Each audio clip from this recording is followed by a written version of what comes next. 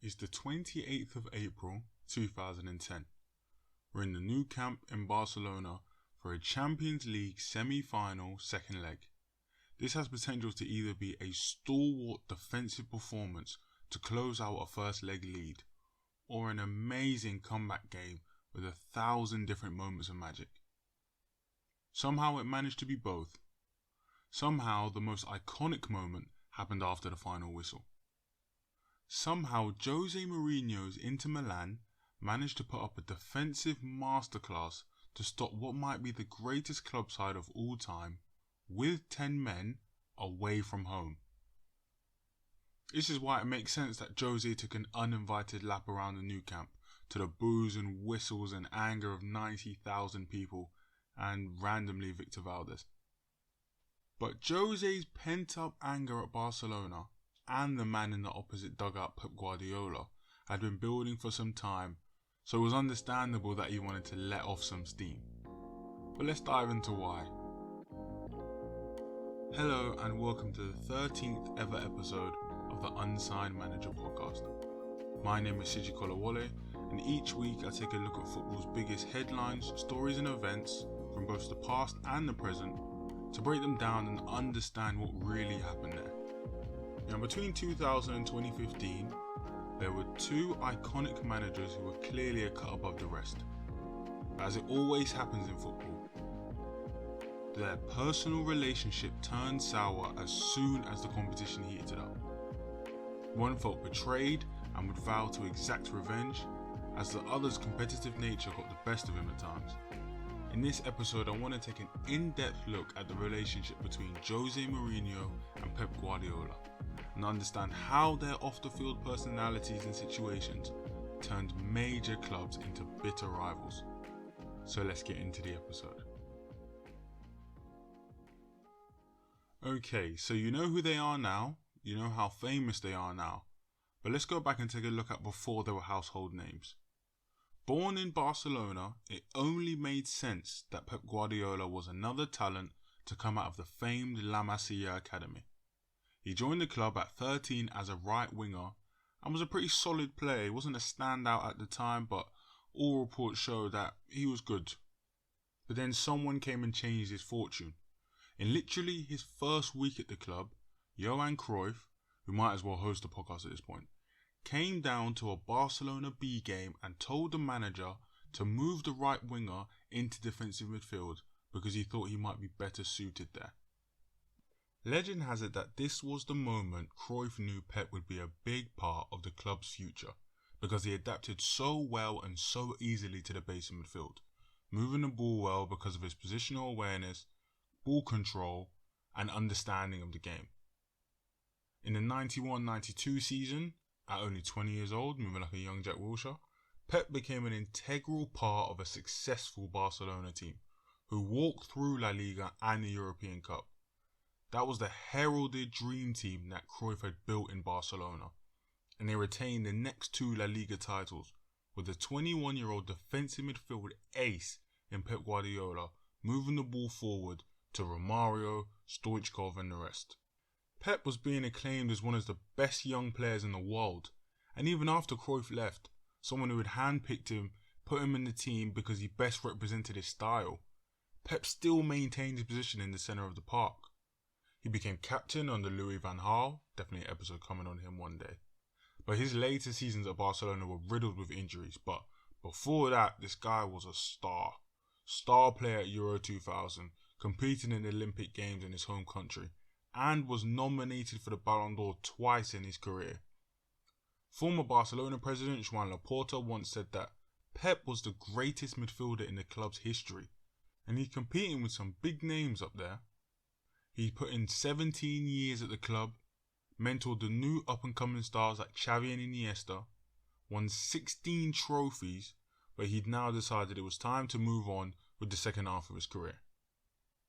But like I said, in 96, Cruyff was sacked as Barcelona manager for failing to win any trophies for 2 consecutive seasons after the Dream Team's success. So Englishman Bobby Robson was brought in to steady the ship.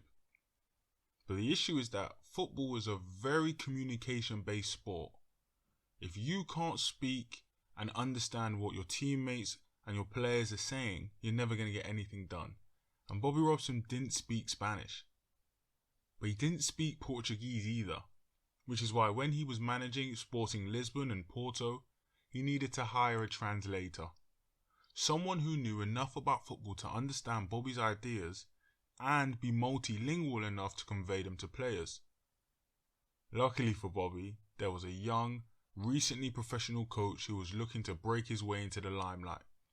Yeah, that was Jose Mourinho. Mourinho moved to Barcelona with Bobby after building a strong working relationship in Portugal and became a member of the club staff, both translating for Robson and coaching sessions. They had a good harmonious relationship, with Bobby an attack-minded, big-picture manager, which allowed Jose to do exactly what he was best at: planned, detailed defensive systems. Pep was the anchor to Jose's system, and the attack was led by prime R9, who's not a bad striker to have at your club. Pep said that they talked and exchanged ideas while Jose coached him, and that they were friendly, and it must have worked because Barcelona were back to winning ways that season, picking up 3 trophies, but in the end Robson decided to move away from Catalonia. Barcelona were happy for that move, but they were adamant to keep Mourinho, signing him on as an assistant manager. Jose must have had some crazy charisma in those days, because he then hit it off big time with new Barcelona manager Louis van Gaal too, who really admired his focused approach to the game and realised Jose's potential as a coach. Van Gaal mentored and provided opportunities for experience, so much so that Jose was able to spread his wings and go and try his hand at first team management in 2000. The start of the century is when our 2 protagonist journeys split. Jose moved back to his homeland of Portugal, becoming the first team manager at Benfica, whilst Pep moved on from Barcelona to Brescia in Italy to replace an Andrea Pirlo-sized hole at the club. Quick side story: Bobby Robson loved his former assistant Jose so much that he wanted him to come and join him at Newcastle in 2000, even offering to step down in 2 years so Jose could become manager. Can you imagine Jose Mourinho coaching at Newcastle? What madness. Anyway, while Jose was building his career, becoming a rising star and a European champion at Benfica, Porto and Chelsea, Pep had just started his managerial stint.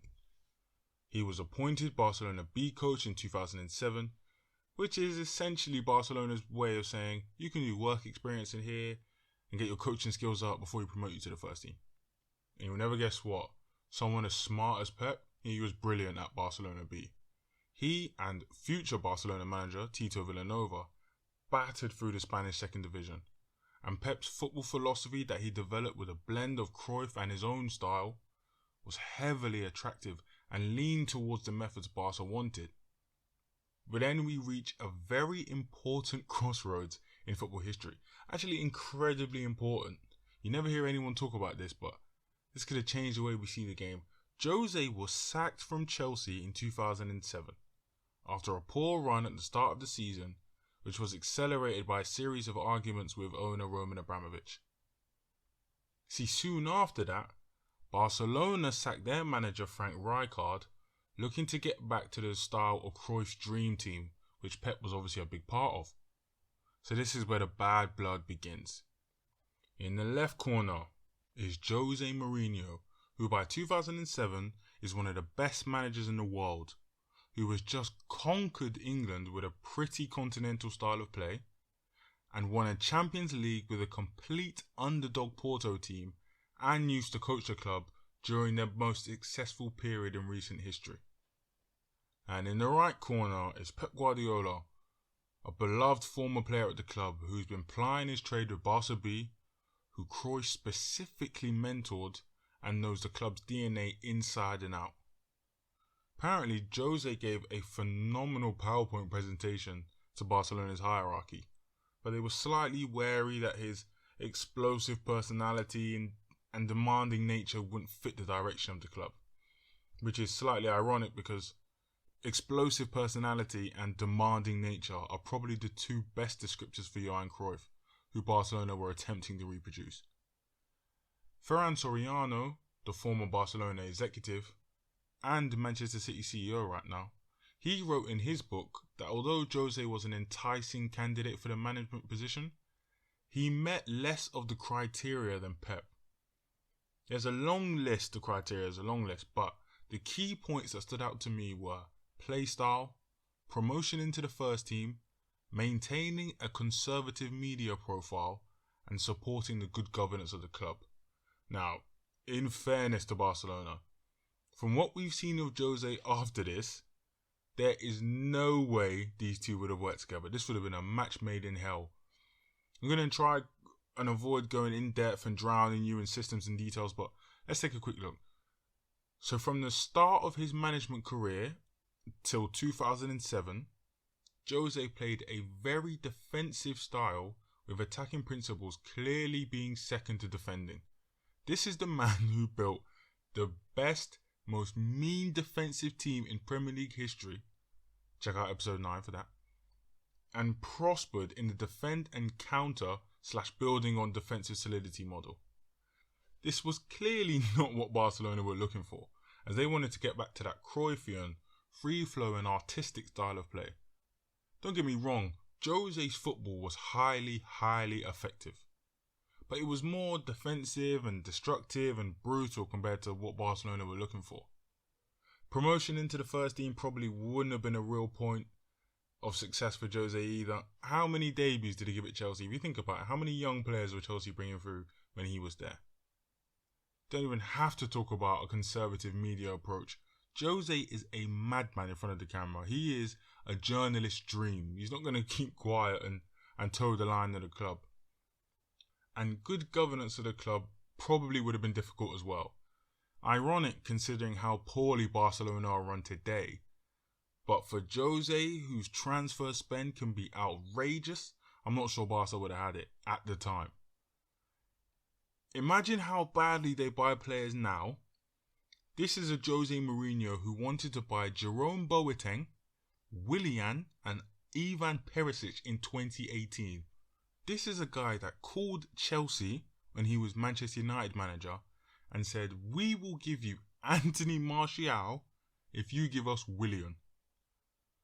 If it wasn't for Ed Woodward realising what was happening and pulling the plug, Willian would be wearing the number 10 at United now instead of stinking up at Arsenal. Understandably, but also like the beginning of a supervillain origin story, Jose grew a strong hate from Barcelona from then, and he was hell-bent on getting revenge. The man that went from Barca in my heart, today, tomorrow and forever, now felt betrayed by the club he loved. But there's a strong case to say that this is a saving grace in football, because can you imagine Jose Mourinho's Barcelona? Can you imagine what he would have done to those players? Obviously he would have kept Messi, you can't get rid of him. But Jose's prototype team has a physical number 9, fast wingers, destructive defensive midfielders and super physical centre-backs. Do Xavi and Busquets play in this team? Is Puyol big enough? They probably never would have signed David Villa. He would have loved Pedro because of his defensive work, but then he would have had Messi tracking back the opposition's winger. It was a miracle that Pep took that team, because out of that he put the greatest club side of all time. Rather than Jose, he probably would have signed Eric Dyer and put him next to Iniesta. Guardiola was promoted and he got straight to work, getting rid of the older guard and placing his faith in young La Masia prospects. Ronaldinho, Deco and Eto'o were all shown the door and replaced by Pedro, Busquets and David Villa eventually. Under Pep's watchful eye and using his philosophy, which was a blend of Cruyff and his own ideas, Barcelona absolutely conquered the world. In 4 seasons, they won 14 trophies, which is absolutely sickening, which included 3 La Liga titles, 2 Champions Leagues, as well as notching up some of the greatest performances in history, like the 4-1 dismantling of Arsenal. God, that was painful to watch. Or when they took apart Ferguson's United in the Champions League final. Pep had built a proper juggernaut. But if you don't know anything about Jose Mourinho, then know this. This is a guy that knows how to ruin someone's day. Whilst Pep was building a super team in Spain, Jose decided to heal his wounds over in Milan, signing on to become Inter Milan manager. Now this is a good gig for Jose. Not Barcelona good, but it's quite good. Inter are a story team with a deep history, a big fan base and a big transfer budget. Exactly what Jose is looking for. They also had a squad very capable of playing his organised defensive style. I mean, can you imagine a more Mourinho player than Esteban Cambiaso, than Lucio, than Walter Samuel? Inter had just split ways with Roberto Mancini as the club didn't feel he'd made enough progress in the Champions League. So hiring a former UCL winner was a strong move. Year one of the Jose and Inter love story was a mixed bag, probably the definition of a Jose season. There was success. Inter won the 2008-9 Serie A title for the third year in a row, as well as winning the Super Cup too. There was failure. They were eliminated from the Champions League in the round of 16 against Manchester United, which is a poor showing compared to what the club was asking for. And there was controversy. Mourinho started major feuds with rival club managers like Carlo Ancelotti, Luciano Spalletti and Claudio Ranieri. He said that they would all end the season with no titles, said Italian journalists were performing intellectual prostitution, whatever that means, and went on a rant that became famous in Italy. I don't think you could sum up the Jose Mourinho experience better than that. Anyway, Inter rolled on to the next season and were seriously preparing for all the smoke. There were rumours flying around that Jose was preparing to take the Manchester United job if Ferguson was going to retire, but that didn't look like it was happening, so everyone just went ahead with the season. And the signings that Inter made that summer were outrageous. Imagine the summer Manchester United have just had. This season, it's that kind of levels. They signed Diego Milito, bad boy striker, who'd almost won the Golden Boot that season at Genoa, Thiago Motta, Wesley Sneijder, and in an amazing piece of business, they swapped Zlatan for Samuel Eto'o. In one single window, that is up there with some of the best business I've ever seen done. The Inter fans were especially happy with the Sneijder signing because they thought it was the lack of a real number 10 that was hurting their Champions League runs. So hopefully the Dutchman with a bit of creativity and attacking passing could sort that out. Then Italy manager Marcello Lippi predicted that Juventus would win the title that season.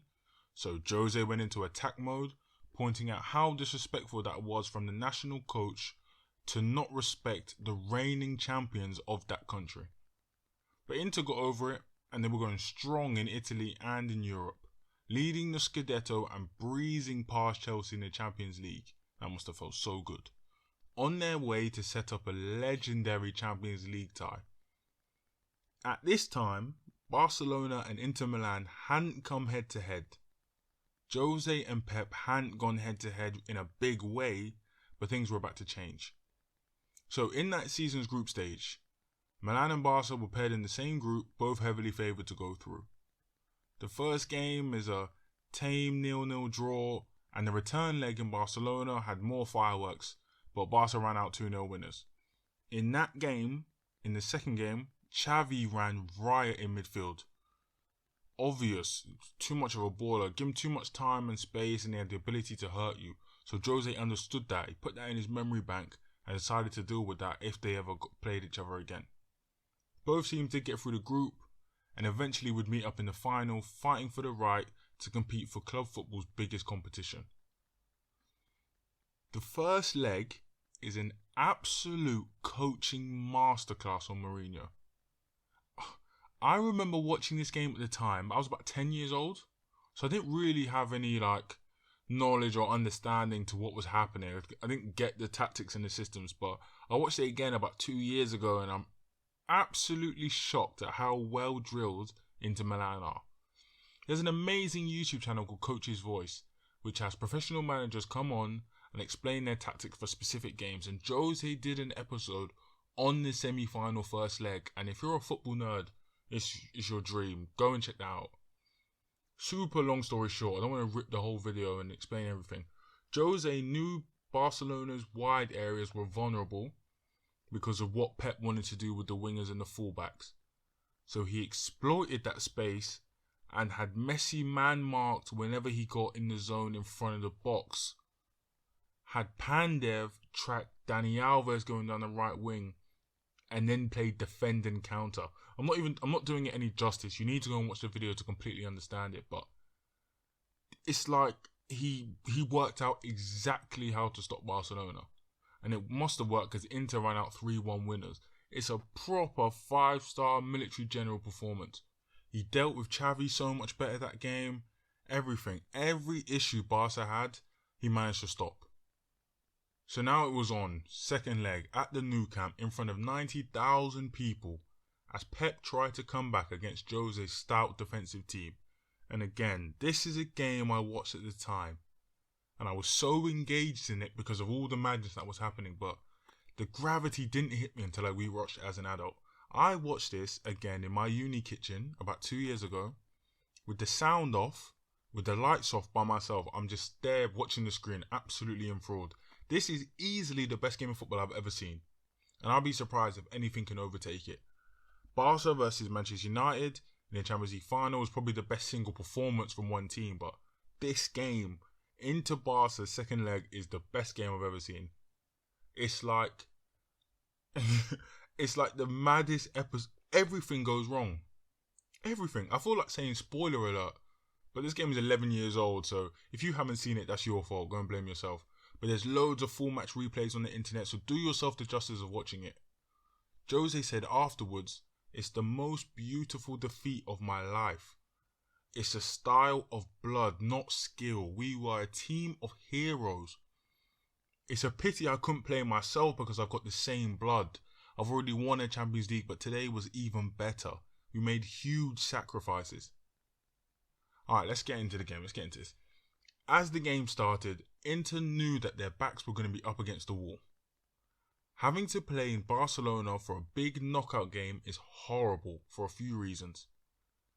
Firstly, the fans instantly get onto the ref, and you'd have to be a referee of iron will to not get even slightly swayed when 90,000 people are constantly telling you you're wrong.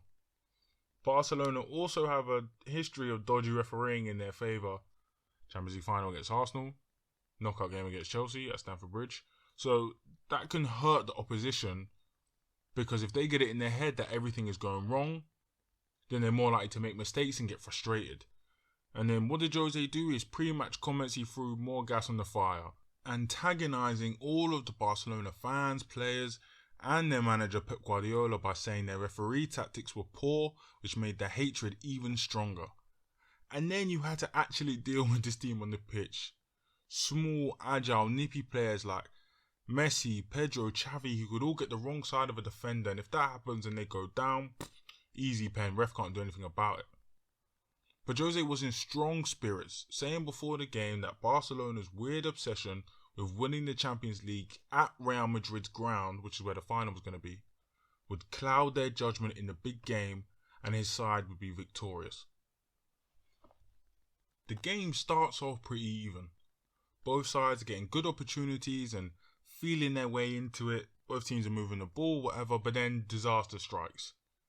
Thiago Motta is sent off for serious foul play against Sergio Busquets. I cannot believe this is a red card. This might be a foul. It probably is a foul. A yellow, you think, referee, you're right. A red is outrageous. Busquets is rolling on the floor like he's in the park in the sun, but he's just play acting. And he even plays peekaboo to check his act is working on the ref. So it turns out Jose was right the whole time. The referee in this game will be very biased. As soon as the red card is shown, Jose starts laughing. They pan to him and he's just laughing and nodding, like he knew it was going to happen. Motta sent off in the 27th minute, so Inter play over an hour against one of the best teams ever with 10 men on a massive pitch. Underrated about the Nou Camp and about Wembley when I watch the Euros. It doesn't compute to you how big pitches are sometimes until you see a team really stretch it, if you know what I mean. Barca play so wide and use the fullback so well to really pull the back four. So defending on that pitch with 10 men must have been horrendous. I was there. I wasn't there. I've been at the new camp one time, but I was so high up in the stands that it doesn't really register how big it is. But at pitch level, it must have been ridiculous. Jose was quoted saying after that every time he played against Barcelona or against Guardiola, he always ended up with 10 men. It must be some UEFA rule. To be honest, I don't really know how to describe the rest of the game. The next hour is the best defensive performance I've ever seen. It's ridiculous.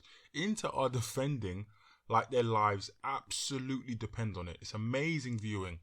The later it goes on, the more desperate you see Barca getting, and every tackle and every clearance is celebrated like a last-minute winner. Half the Inter Milan team gets booked by the referee, who has an absolutely shocking night. It didn't matter in the end. Jose is gesticulating and organising like... It's like he's a choir director and it's annoying everyone in the stadium other than the Inter Milan team. But Pep is furious at it. There's a point in the 80th minute where Inter take off Diego Milito, who was a striker who was working like a dog that night, and they bring on centre-back Ivan Cordoba, and I will never, ever forget this in my life. I promise you I can see it in my head right now. There is a point where Inter are defending with a back 8, and Sully Muntari, the midfielder from Portsmouth, he's playing as a lone striker. I'm laughing my head off when I saw it.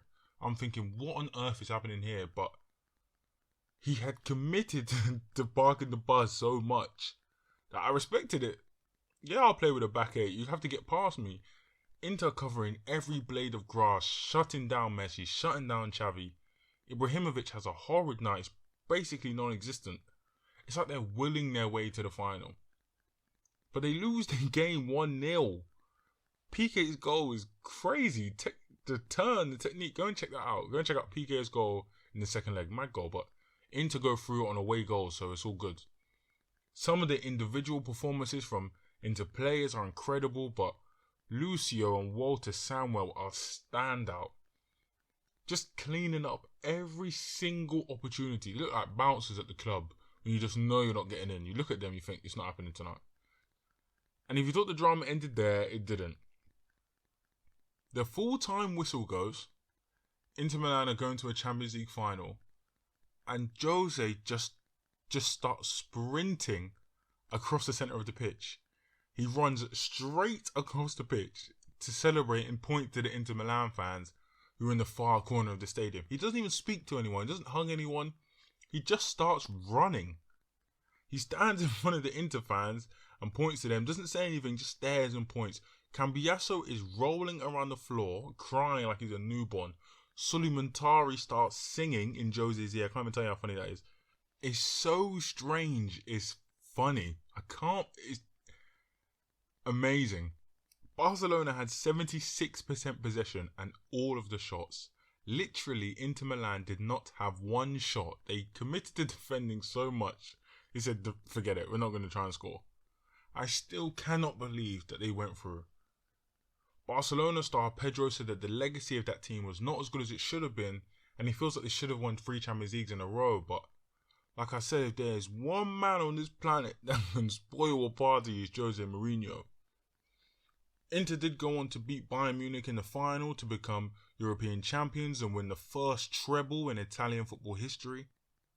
But honestly, they won the Champions League that night in the new camp. That's where they lifted the trophy.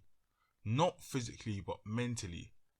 Pep was frustrated after the game, feeling like his team should have won, feeling like they'd done enough, but Jose had easily got the best this round. It's not that Pep wouldn't have his fair share of success. Barcelona had won the Champions League the year before this and would win it the year after, building a real dynasty, but it's a stain on his record that he wasn't able to beat Mourinho in a big game like that, but his time will come. The day after the Champions League final, a melancholy Jose said that, with a sad heart, almost for sure it's my last game with Inter. This is because Real Madrid had come calling for him, and a world record compensation package for a manager was paid, and now Jose is on his way to Spain. He was announced as the newest Galactico, and his sole remit was to bring success back to Madrid and wrestle power away from Barcelona. He had an amazing squad, to be honest. Madrid had signed Kaká, Benzema and Ronaldo the season before, but they underperformed under former manager Manuel Pellegrini. So Jose thought if he added more firepower and defensive cover to the team, they'd be able to catch Barcelona and rebalance that power dynamic. It's not that Madrid didn't have good enough players, they just didn't have a defined system like Pep's Barca. You knew exactly how that Barca team was going to play. If you watched Scunthorpe play and they copied that style, you'd recognise it. But the Madrid team will kind of just give the ball to Ronaldo, give the ball to Kaká, hopefully Benzema creates it. There wasn't a system. I will say though, Jose and Florentino Perez, in hindsight, they seem way too big of characters to work together harmoniously, but we'll get to that later. Mourinho signed Sami Khedira, Mesut Ozil, Ricardo Carvalho and Angel Di Maria that summer to boost Madrid's chances. So that's a solid window. Defensive cover, big creator, and attacking winger. That's a good team. And yeah, of course, I'd love to talk about his system versus Levante away, but nobody cares. Let's talk about the Clásicos. The two best managers in the world, not counting Alex Ferguson, were managing the two biggest teams in the world and matching up in the most viewed game in football. This is a banger. Jose's first Clásico, Madrid versus Barcelona at the Nou Camp, and they lose 5-0. They get battered. Florentino Perez says it's the worst game in Real Madrid history, and Mourinho was heavily criticised for not changing his tactics mid-game, not leaving his bench enough, not being more emotional. He weirdly said he wasn't humiliated, maybe a pride thing, but how could you not be? But it was clearly very disappointing, and something Real Madrid fans will never live down. And that same guy that pulled all the strings in the first leg against Inter, Xavi, absolutely picked Real Madrid apart. Khedira and Xabi Alonso did not know what to do with him. But Mourinho will get his own back later that season and finally bring some silverware back to the Bernabeu after a 2-year drought. They beat Barcelona in the Copa del Rey final courtesy of an extra time Cristiano Ronaldo bullet header, recalling some of Madrid's dignity after that heavy loss, but that still must have stung. And then the very next week, they have to play each other again. And at this point, Pep and Jose must have been sick of seeing each other. But to be honest, they were always each other's final boss. That was the last man. This time was a Champions League semi-final, which Barcelona succeeded in after 2 goals from Messi, a Pepe red card, and Mourinho being sent to the stands after too much protesting. Even though Jose had managed to set the Madrid record for points in a season with 96, it wasn't enough to stop Pep and that team, who won the league and the Champions League that season. That's 2011. That's a serious team. It was an okay start, but there was a ways to go if Jose was going to get christened the Barcelona killer. But that next season, that was the one. That's where he led Madrid to new pastures. This season in Real Madrid history is known as the League of Records, as Madrid just obliterated a bunch of Spanish league records. Most points in a season, yeah, they got that with 100. Most goals in a season, 121. Biggest goal difference, plus 89. Most overall wins, as in like league wins in a season with 32. And most overall league title wins also with 32. This team is on steroids. The perfect blend of creativity from Ozil, finishing from Ronaldo, distribution from Xabi Alonso, leadership from Sergio Ramos.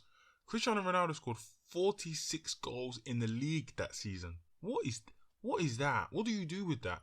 And he got 60 in all comps.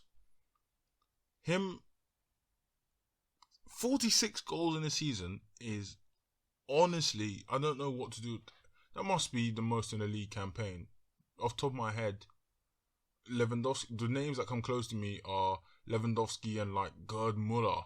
But I don't think either of them would have got to that level. 46 in a single season is incredible. Madrid and Barcelona split the season results. Both won a game, but that Barca team, you just can't keep up with the Real Madrid team at that level on that kind of form. Jose actually got Jorge Valdano sacked, so he was Real Madrid's director general, like their sporting director. The man just underneath Perez, who would kind of control the manager. Jose got him sacked. He said, "I'm sick of having this person hover above me. I have to take decisions to him. I can't make my own decisions. So he got Perez to get rid of him. And instead of Valdano, they put in Zinedine Zidane, who ended up becoming Real Madrid manager. After that amazing season, Real Madrid signed Jose to another year, hopefully to keep him on. And then he makes his third straight Champions League semi-final, but they just couldn't get over the hump. And if you remember, that's when Dortmund battered them. Lewandowski gets 4 in Dortmund in the first leg at home. His personal relationships with Sergio Ramos and Iker Casillas were just full of tension. He struggled to bond with Ronaldo. They lost the league to Barcelona. He says it is the worst season of his career. And 3 days later, Real Madrid president Florentino Perez announced Jose would be leaving the club at the end of the season by mutual agreement. And for me, that's where the rivalry ends. The third part of the rivalry, the trilogy, it doesn't work for me. The Man United team that Jose ends up managing to go against Pep's Manchester City team, they're not really playing the same sport. So if you don't know, just to let you know, Pep ends up leaving Barcelona he goes on a year sabbatical to America and wants to go and chill out. Then he becomes Bayern Munich manager, does a lot of stuff there. Then goes to Manchester City. Jose leaves Madrid, goes back to be Chelsea manager, wins the league at Chelsea, then becomes Man United manager. So these two are now managing in the same city, at the time probably the 2 biggest clubs in England, both fighting, but Man United are poorly run and Manchester City are run like a machine, so they're not really playing the same sport. Pep's team is 10 times better. Jose doesn't really have a prayer. The fact he got to second with that team, even he says it is the biggest achievement of his career that he got that Man United team to finish second. The rivalry kind of ended in Madrid because that's the last time they were both competitive at the same time. But we were lucky to see that. The quality of football that came out of that Real Madrid team, the Barcelona team that Pep built, yeah, that's knocking on the doors. But it's the greatest team of all time. Jose's Inter Milan, which are amazing to watch on a rewatch. The Jose from before the second go round at Chelsea is an amazing manager, and Pep's revolutionising the game week after week. That's the rivalry we want. We got Messi and Ronaldo, but we got it in managers at the same time. We were so blessed, and you hope Jose can get it back. But after Tottenham, after United, after the second go round at Chelsea, and now at Roma, it's not looking like he can get back to that Porto first time at Chelsea level. And Pep, who knows, he gets another Champions League or 2 and it looks like he's probably the greatest of all time. But we should cherish this rivalry because the football we got out of that is amazing. But anyway, that's the end of this episode. I really thank you guys for all the support, all the listens, all the sharing, all the advice. I really appreciate it. It really helps me out. Please follow all the socials. I'll put all the links in the description, the Instagram, the Twitter, the YouTube. Please share, subscribe, all that kind of corny stuff. Tell your friends, whatever. Next week's episode I think is going to be a banger, so please make sure to tune into that. And I will be doing my season previews a little bit later on into the season. Into the transfer window, I mean. I want to just have all the transfers mostly done, because right now if I do the preview, I don't know where Grealish is going. I don't know where Kane's going. Arsenal have just announced Ben White today, so I need a little bit more time with that just to get prepped, but that will be coming just before the season starts. Anyway, thanks guys, really appreciate it, and I'll see you next week.